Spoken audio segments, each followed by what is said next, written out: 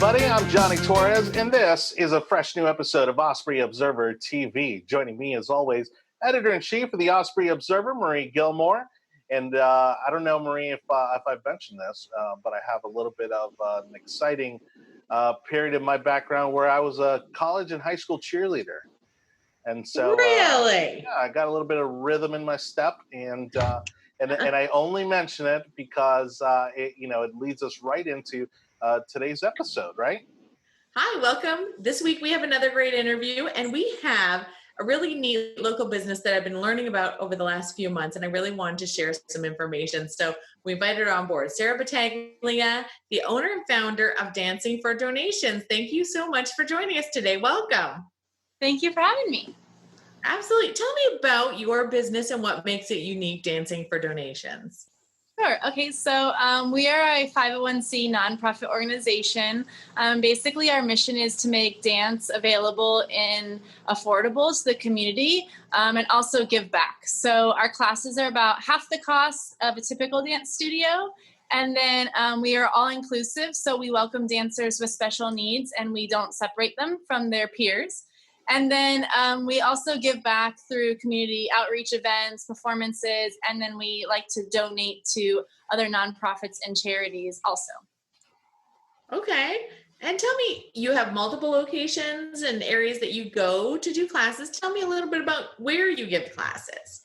Okay, so our main location is in Brandon, off of Brandon Boulevard, but we've kind of outgrown it. So we started classes at the Homeschool Resource Center off of Parsons. And then we also have classes at the venue in Riverview, a preschool out in Riverview, and then we started classes in West Shore at Camp Doublemint as well. Okay, great. And tell me, what sorts of dance do you teach? Basically everything. We have ballet, tap, jazz, acro, hip hop. We have musical theater. We're adding voice lessons this year to our schedule. We have tons of homeschool programs, all sorts of different things. So pretty much something for everyone. Absolutely. And tell me about your background and how you got interested in dance and have brought that to your business. Okay, so my background is actually mostly ballet. As a kid, I always loved ballet and I loved dancing. So I pursued it further. I went and danced with Sarasota Ballet and School of Russian Ballet, and then a little bit with Brandon Ballet. And then I went to USF for dance, and unfortunately didn't graduate because I got injured. But I am currently dancing with a professional ballet company and cheering with a dance team as well. So I just love to dance. I've always loved to dance. It's a great outlet for myself, but also for kids. And it's a great way to stay healthy and keep moving. So, yeah. You mentioned that it's all-inclusive, which is absolutely amazing. I actually have a 4-year-old daughter who, she is ready for dance. She can't stop dancing around the house. But what do you recommend? What's a good age to get them started, and at what age do your programs start? That's a great question. We get that question a lot. We typically suggest age 3 to start. But we do have a few 2-year-olds, 2.5-year-olds who we let trial classes. And if they do great in the class, obviously they're welcome to take the class. It really just depends on the child, though, as far as whether they can kind of focus. For our youngest classes are 45 minutes. So if they can focus for 45 minutes, if they can kind of separate from the parent for 45 minutes, or if they're going to be upset. It really just depends on the child, but usually around age 3. What are you doing to adjust to social distancing and safety measures and protocols in your school of dance? So we're doing several things in the studio. First of all, we're taking temperatures and sanitizing the kids' hands frequently. We're sanitizing the bars and the mats between each classes. We aren't requiring masks just because they're not really suggested when exercising, but we are offering virtual classes as well for those who aren't comfortable coming in studio. And we actually added a class outside also. So kind of just to try and make everyone as comfortable as possible. Okay, wonderful. And tell me, how did you actually start your business and the concept for the Dancing for Donations? Well, when I first started the program, I really wasn't intending it to become what it was. I'm not upset about it, but it just grew super fast.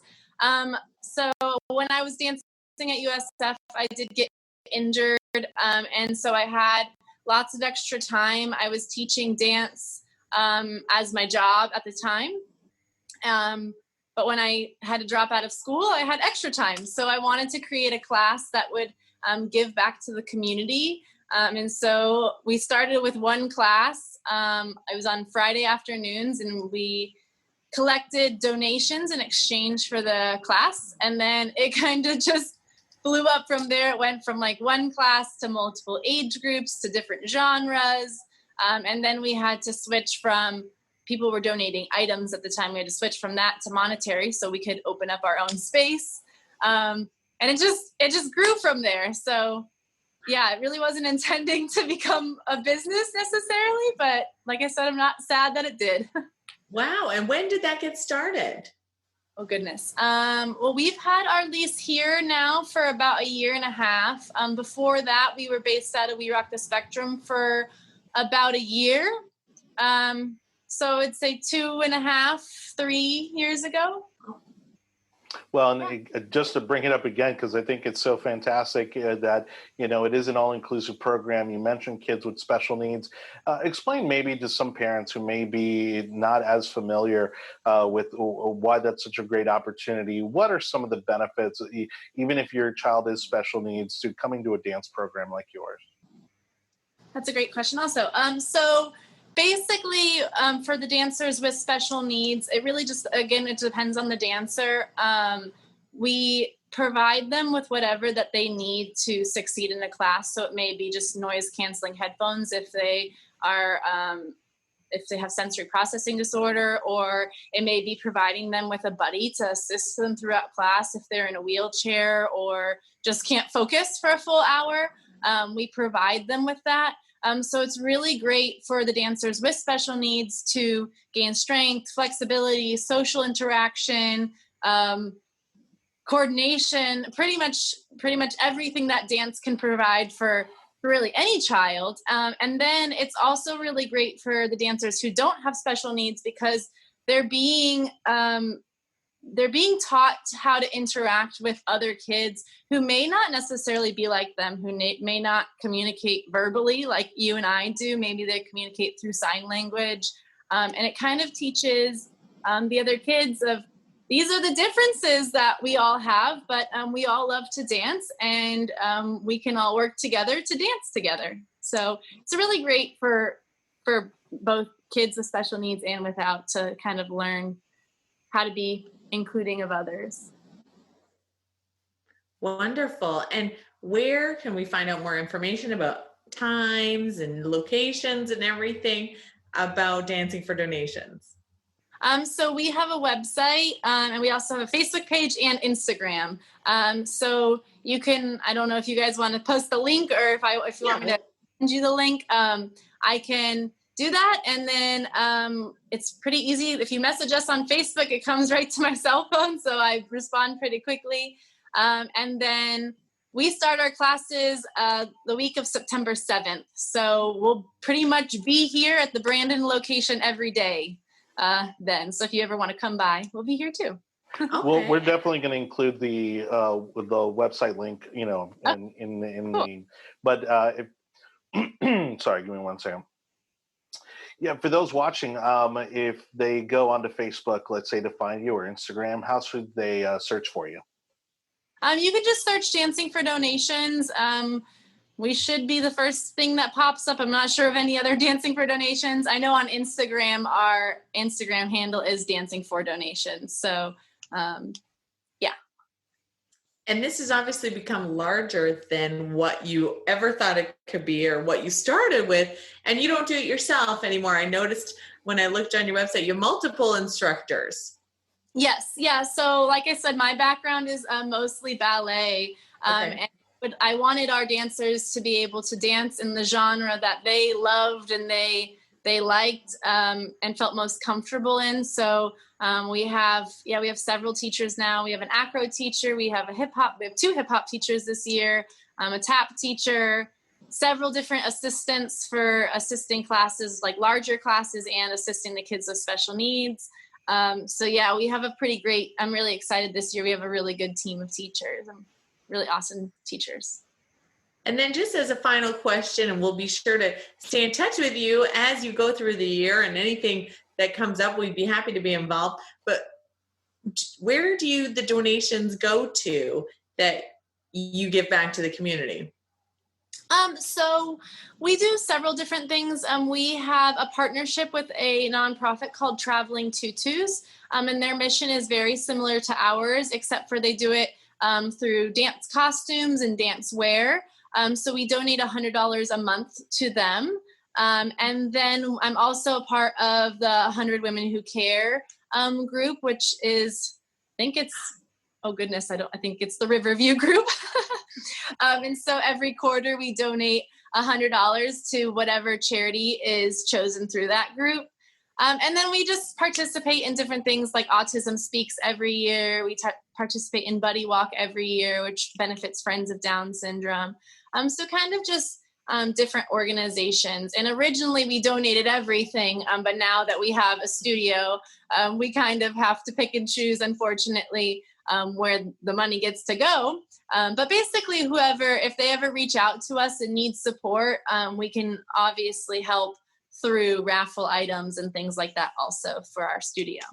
Wonderful. And I'm so glad you mentioned 100 Women Who Care Riverview. We haven't done a video on them yet. And I'm a member. I haven't been able to make it the last few times, but I try to send in my contribution. And it's a wonderful organization that does a lot for our we missed the last meeting, but hopefully we'll be back to the next one. Exactly. But it's a wonderful group of ladies, and it gave me some more fuel of some more interviews. Well, thank you for taking some time out of your afternoon to be with us, Sara.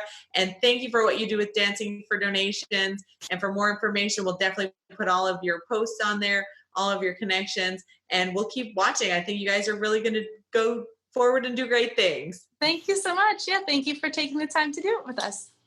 Absolutely. Thank you again to Sara from Dancing for Donations. And Marie, one of the things I love about what they call the new economy is social entrepreneurship, where these businesses start up and they have a social giving angle, just like Sara has done with her dance studio. And so much luck to her. And thank you, Marie, for having her on. Lots going on in the community. What's happening at the Osprey Observer? So this week, a couple of really neat stories. I don't know if you remember a few weeks ago, we did the interview with the wine deliveries where you sort of pick a neighbor and do sort of the wine gifting. Yeah, the Unicorn Club. The unicorns and everything like that. Yeah. Absolutely. So that's sort of morphed. There's now sort of something that's an Adopt a Teacher program where you can go on a social media page, pick a teacher who might have a need, and sort of do a surprise gift to them, a surprise delivery of school supplies. So that giving concept and that sort of fun, engaging, receiving has continued, and now it's to teachers. So if you're looking for that one more thing to do as the school year gets back underway, you can give something to a teacher and really make their day. So there's a link. It's Adopt a Teacher Hillsborough County on Facebook, and you can find your way to that. Yeah. Yeah, no, I have a few teachers in my life and in my circle of friends, and I've seen it firsthand. It's incredible to see the community reaching out and helping, especially in a pandemic where there's additional supplies needed this year to keep the rooms clean, the kids safe, the teachers safe. And so definitely check it out on Facebook. It's an incredibly fun group to be a part of. And again, it couldn't be for a better cause. That's right. And one other story we have that we're just hot off the press in the Fishhawk edition, and we'll have it online, of course, is a feature story about a good friend of mine, Cole Neesmith, with Alpha Driving Academy. I have attempted to teach 2 of my teenagers how to drive and quickly called Cole and begged him to come take my children, show them the ropes of the road, take them out, and he does an excellent job doing collision avoidance, hard braking, interstate access, how to drive in a roundabout. I'm an anxious, nervous mom in the passenger seat. He has a brake, in his vehicle when he uses them for LFI driving. A real one. A real brake. And he and his instructors do a great job. In about 5 lessons, they can take a 15-year-old with a brand new learner's permit and have them road confident, I will say. So I can't thank him enough. We're happy to do a feature on him this month, and there's lots of new drivers out there. I've been seeing lots of learner's permits popping up through social media. So LFI Driving Academy is a great option. But can he teach me to do donuts in the parking lot? That's what I want to know. I haven't asked because, tires and all that. Let's say not for the 15-year-olds, but as long as you have your real driver's license, we'll see if that's an option he gives. Yeah. Well, and some of us were fortunate to have driver's ed in high school, but right now, because of the pandemic and due to the limited budget resources, some schools don't even offer that anymore. That's right. Well, Marie, thank you so much, as always, for all the amazing local news you bring to us. And for those of you who are interested in stories like this and more, don't forget that you can visit ospreyobserver.com for the best local news and information on our local businesses and how you can be a better part of the community. Thanks again to Marie and the team at Osprey Observer. I'm Johnny Torres, the host of Osprey Observer TV. We'll see you next time. Thanks for watching.